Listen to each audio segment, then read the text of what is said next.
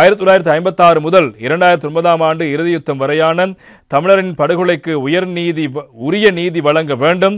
அனைத்துக்குமான ஆதாரங்கள் எங்களிடம் சர்வதேசம் இருக்கின்றன. பட்லந்தவுக்கு நீதி வேண்டும். வடகிழக்கு படுகொலைக்கும் இன அழிப்புக்கும் நீதி வேண்டும். சேரன் எம்பி வலியுறுத்தி என்பதாக அந்த செய்திக்கு தலைப்பிடப்படுகிறது. வீரகேசரி பத்திரிகையும் அதற்கு தலைப்பிடுகிறது. பட்லந்த என்ற சொல்லினூடாக இனப்படுகொலையை மறைக்காதீர்கள். தமிழின அழிப்பு பற்றியும் விவாதிக்க வேண்டும். சபையில் சேரன் எம்பி கோரிக்கை என்பதாக அந்த செய்திக்கு தலைப்பிடப்படுகிறது. பட்டலந்த என்ற சொல்லினூடாக தமிழ் தேசியத்துக்கு எதிராக இனப்படுகொலையை மறைத்துவிட வேண்டாம். தமிழர் மீது நடத்தப்பட்ட இனப்படுகொலை அல்ல என வாதிடும் நீங்கள் பட்லந்த படுகொலை தொடர்பில் பேசுவதற்கு தயாராகிறீர்கள். நாங்கள் அதனை எதிர்க்கவில்லை. விசாரணை வேண்டும். யார் அநியாயமாக கொல்லப்பட்டார்களோ, யார் நீதியின் கண்களுக்கு முன்னால் சித்திரவதை செய்யப்பட்டார்களோ அவர்களுக்கு நீதி வேண்டும் என்பதை நாங்கள் தமிழர்கள் வழி உணர்ந்த வகையில் நாங்கள் கேட்டுக்கொள்கிறோம் என்பதாகவும் அவர் தெரிவிக்கிற மக்களாக வரவேற்கின்றோம். அதேபோல் தமிழ் மக்கள் மீதும் 1956 ஆண்டு முதல் 2009 ஆண்டு இறுதி யுத்தம் வரை நடந்த படுகொலைகள் தொடர்பில் விவாதம் நடத்த வேண்டும் என்று இலங்கை தமிழரசு கட்சியின் யாழ் மாவட்ட பாராளுமன்ற உறுப்பினர் சீதன் வலியுறுத்தியிருக்கிறார். பட்லந்த மாத்திரமல்ல, இந்த நாட்டில் வடக்கு மற்றும் கிழக்கில் பல பகுதிகளில் சித்திரவதை முகாம்கள் இருக்கின்றன.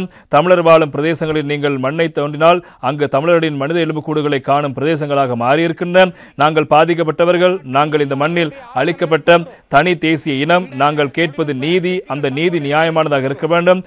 சர்வதேச விசாரணைக்கு உட்பட்டதாகவும் மனிதநேயத்துக்கும் மனித உரிமைகளுக்கும் மதிப்பளிப்பையாகவும் இருக்க வேண்டும் என்று குறிப்பிட்டார். எனவே பார்லிமெண்ட் நேற்று தினம் இந்த விவகாரம் தொடர்பாக அவர் இந்த கருத்துக்களை முன்வைத்து பட்லந்த இந்த போர்வையில் நீங்கள் அதனை விசாரணை செய்யுங்கள், அது பிரச்சனை இல்லை, ஆனால் எங்களுக்கு இருந்த அநீதி தொடர்பாகவும் விசாரணை செய்து உள்ளக ரீதியிலும் அதே போல சர்வதேச ரீதியிலும் உட்படுகின்ற வகையிலான விசாரணை மேற்கொள்ளப்பட்டு எங்களுக்கு நீதி பெற்றுக் கொள்ளப்பட வேண்டும் என்பதாக நேற்று தினம் ஸ்ரீதரன் எம்பி அவர்கள் பார்லிமெண்டத்தில் இந்த கோரிக்கையை முன்வைத்த விவகாரங்களும் முக்கியமாக இன்று தினம் பத்திரிகையில் இடம்பெடுத்திருப்பதை நாங்கள் காணலாம். அடுத்து இன்றைய தினம் மற்றும் ஒரு தகவல் இருக்கிறது. இன்றைய பட்லந்த தொடர்பான விவகாரத்தை மையப்படுத்தி வீரகேசரி பத்திரிகை அதற்கு தலைப்பிடுகிறது.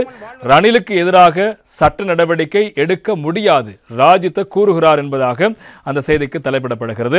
பட்லந்த ஆணைக்குழு அறிக்கையை முழுமையாக படிக்காதவர்களே அதில் ரணில் விக்ரமசிங்க மீது குற்றம் சுமத்தப்பட்டிருப்பதாக கூறி வருகிறார்கள். எனவே இவர்களால் ரணில் விக்ரமசிங்கவின் குடியுரிமையை நீக்க முடியாது, அவருக்கு எதிராக சட்ட நடவடிக்கையும் எடுக்க முடியாது என முன்னாள் அமைச்சர் ராஜித செனரத்ன அவர்கள் நேற்றைய தினம் இடம்பெற்ற ஊடகவியலாளர் சந்திப்பில் இந்த கருத்துக்களை முன்வைத்திருப்பதாக அந்த செய்தி தொடர்வதை நாங்கள் காணக்கூடியதாக இருக்கிறது. எனவே 1988 ஆண்டு ஜனாதிபதி தேர்தலை முன்னிட்டு ஏற்பாடு செய்யப்பட்ட பிரசார கூட்டத்தின் போது மேற்கொள்ளப்பட்ட குண்டு தாக்குதல் என்னுடன் மேடையில் இருந்த இருவர் கொல்லப்பட்டார்கள். நான் பலத்த காயங்களுக்கு உள்ளானேன். எவ்வாறு இருப்பினும் ஜேபி அந்த கொடூரத்து குண்டு தாக்குதலில் இருந்து நான் உயிர் தப்பி பிழைத்துக் கொண்டேன்.